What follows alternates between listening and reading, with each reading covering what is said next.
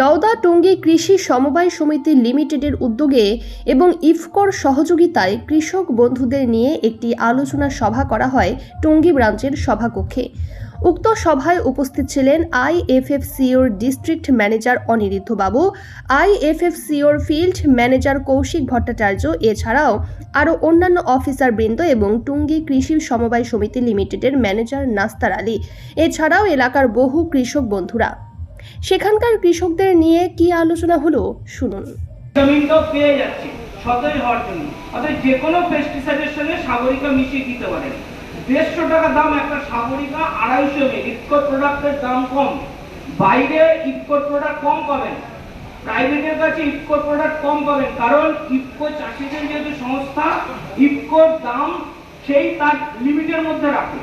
150 টাকা একটা সাগরিকার দাম, 250 ml, 125 লিটার জল হবে। 125 লিটার জলে মিশিয়ে আপনি স্প্রে করতে পারবেন। সেক্ষেত্রে উনি বললেন আঠা ব্যবহার করা যাবে কিনা। আপনি আঠা ব্যবহার করতে পারেন, শ্যাম্পু ব্যবহার করতে পারেন, কোনো অসুবিধা নেই। এই লিকুইড ইউরিয়া, লিকুইড ডিপি, এর সঙ্গে আপনি শ্যাম্পু, আঠা দুটোই ব্যবহার করতে পারেন, কোনো অসুবিধা নেই, কোনো পার্শ্বক্রিয়া নেই।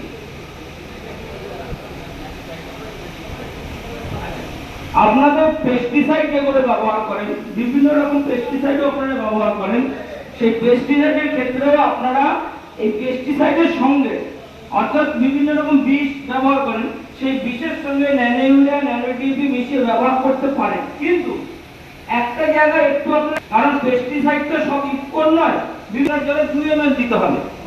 আর এই ন্যানো ইউরিয়া কি বললেন স্যারেরা, 1 লিটার জলে 4 থেকে 5 ml দিতে হবে, তাই তো? তাহলে 5 ml যদি ধরি, আপনি 1 লিটার জল নেবেন, একটা বালতির মধ্যে, পরিষ্কার বালতিতে 1 লিটার জল নেবেন, তার মধ্যে 5 ml ন্যানো ইউরিয়া দেবেন, আর ওই পেস্টিসাইডটা 2 ml দেবেন, দিয়ে একটু মিশাবেন। মিশানোর পরে আপনি যদি দেখেন ওটা মিশে যাচ্ছে, ভালো যে ওটা মিশছে না, ছানা কাটার মতো হয়ে যাচ্ছে, বা জল তেল যেমন গুললে পরে তেল জল আলাদা আলাদা ভাসে সেরকম, অথবা চেষ্টা করুন সমিতিমুখী হওয়ার। এলাকায় যদি একটা সমবায় সমিতি থাকে, তাহলে দিনের শেষে সেই এলাকার মানুষের উন্নতি হয়ে অবনতি হয় না। এইটা আমরা পরীক্ষামূলকভাবেও দেখেছি। আপনারা দেখবেন হুগলি, বর্ধমান, এই সমস্ত জায়গায় কিন্তু কৃষকরা অনেক বেশি অ্যাক্টিভ, এবং সেই সমস্ত জায়গায় কৃষকরা কিন্তু অনেক বেশি সুযোগ সুবিধা পেয়ে থাকেন, কারণ সেই সমস্ত জায়গায় কিন্তু সমবায় সমিতিগুলো অনেক বেশি খুবই সক্রিয়। আমাদের গোটা মুর্শিদাবাদ জেলায় যদি আমরা দেখি, গুনে গুনে হয়তো হাতে গোনা 50, 60 কিংবা 70টা সমবায় সমিতি আমরা দেখবো সারের ব্যবসা করছে। কিন্তু আপনি হুগলি জেলায় যদি চলে যান, হুগলি জেলা আমাদের মুর্শিদাবাদ জেলার তুলনায় আয়তনে অনেক ছোট একটা জেলা, কিন্তু সেখানে 500-600 সমবায় সমিতি কিন্তু সক্রিয়ভাবে সারের ব্যবসা করে এবং কৃষকদের কাছে সেই সার পৌঁছে দেওয়ার চেষ্টা করে। তো সমিতিতে যদি কৃষকদের আনাগোনা বাড়ে, সমিতিতে আপনাদের যদি পায়ের ধুলো পড়ে, সেই সমিতিরও স্বীকৃতি ঘটবে, আর তার পাশাপাশি সদস্যদেরও স্বীকৃতি ঘটবে। সকলের কাছে নয় আবেদন থাকবে, একটু সমিতিমুখী হওয়ার চেষ্টা করুন। ধন্যবাদ।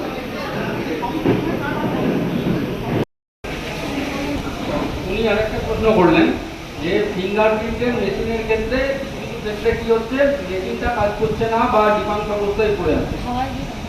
এই যারা সার বিক্রি করেন, সমবায় সমিতি হতে পারেন, প্রাইভেট রিটেলার হতে পারেন, কি হচ্ছে আজকের দিনে এই যে মেশিনের মাধ্যমে সারের বিক্রি, এই জিনিসটা পাইলট প্রজেক্ট হিসাবে প্রথমে শুরু হয়েছিল 3-4 আগে। সেই জিনিসটাকে আস্তে আস্তে সরকার স্ট্রিমলাইন করার চেষ্টা করছে, এবং তাতে করে দেখা যাচ্ছে বিভিন্ন ধরনের সমস্যা বিভিন্ন সময় আসছে। প্রথম দিকে কি দেখা গেছিল, মেশিনের মাধ্যমে যখন দেওয়া শুরু হলো, প্রতিটা মেশিন ইন্টারনেটের মাধ্যমে ওই সার্ভারের সাথে কানেক্টেড থাকে। সমস্ত জায়গায় নেটের কানেকশন ঠিকঠাক নেই, কোথাও খুব দুর্বল, সেখানে মেশিন চলছে না। কোনো ক্ষেত্রে দেখা যাচ্ছে মেশিন খারাপ হয়ে যাচ্ছে, ব্যাটারি খারাপ হয়ে যাক বা মেশিনের স্ক্রিনটা খারাপ হয়ে যাক, সেই সমস্ত ক্ষেত্রে মেশিনগুলোতে সমস্যা হচ্ছে, এবং সেই সমস্যাগুলো ঠিকঠাকভাবে সঠিক সময়ের মধ্যে মিটিয়ে দেওয়ার চেষ্টা করা হচ্ছে। কোনো পার্টিকুলার জায়গায়, নির্দিষ্ট জায়গায় যদি এই ধরনের নির্দিষ্ট সমস্যা থেকে থাকে, তারা ব্লকের বা জেলা স্তরের কৃষি দপ্তর রয়েছে, সেখানে যোগাযোগ করবেন, আপনাদের মেশিন যত তাড়াতাড়ি সম্ভব ঠিক করে দেওয়ার ব্যবস্থা করা হবে।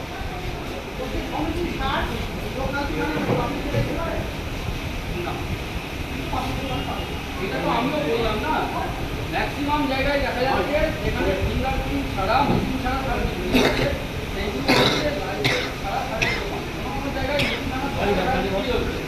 মুদিখানার দোকানের তো কোনো সারের লাইসেন্স নেই সার বিক্রি তার বিক্রি করার জন্য আমাদের কৃষি দপ্তর থেকে, সেটা আপনার যদি রিটেল দোকান হয়, খুচরো দোকান হয়, তাহলে সাবডিভিশন লেভেল থেকে কৃষি দপ্তর থেকে তার লাইসেন্স দিতে হয়। লাইসেন্স ছাড়া এখানে কাজ করতে হবে। এখানে যেহেতু লাইসেন্স নেই, তাদের মেশিনও থাকবে না, স্বাভাবিকভাবে মেশিন ছাড়া সমস্ত জায়গা থেকে কাজ করতে হবে। ওই জিনিসটা আমাদেরও এরকমভাবে দেখে সেই জায়গা থেকে সাবডিভিশন প্রয়োজন। সমিতিতে তো লাইসেন্স তো রিনিউ হয়ে গেছে। মন্ডল অটো সার্ভিস এই প্রথম ডুবতলায় electric bike showroom. No petrol, no registration, no pollution, no driving licence. এক চার্জে চলবে 175 কিলোমিটার পর্যন্ত। সহজ মাসিক কিস্তির সুবিধা ও কম ডাউন পেমেন্ট। লিথিয়াম ও লিড ব্যাটারি, ব্যাটারিতে 5 বছর ওয়ারেন্টি। গাড়ি কেনাকাটার উপর রয়েছে বিশেষ উপহার। লাকি ড্রয়ের মাধ্যমে 2000 থেকে 4000 টাকা পর্যন্ত ছাড় পেতে পারেন। মোটর বাইকের দাম 45,000 টাকা থেকে শুরু। এছাড়াও এখানে পাবেন হেলমেট, টায়ার, মোবিল, সমস্ত কোম্পানির পেয়ার পার্টস পাইকারি দেওয়া হয়। সমস্ত মোটর বাইক সার্ভিসিং করা হয়। প্রপার মিন্টু মন্ডল, ডুবতলা বাজার, নওদা, মুর্শিদাবাদ। মোবাইল 8348816158। সাবস্ক্রাইব করুন এবি24 নিউজ চ্যানেলটিকে, অবশ্যই বেল আইকনটিকে প্রেস করুন। সবার আগে তাজা খবরের আপডেট পেতে লাইক করুন, শেয়ার করুন এবং দেখতে থাকুন এবি24 নিউজ।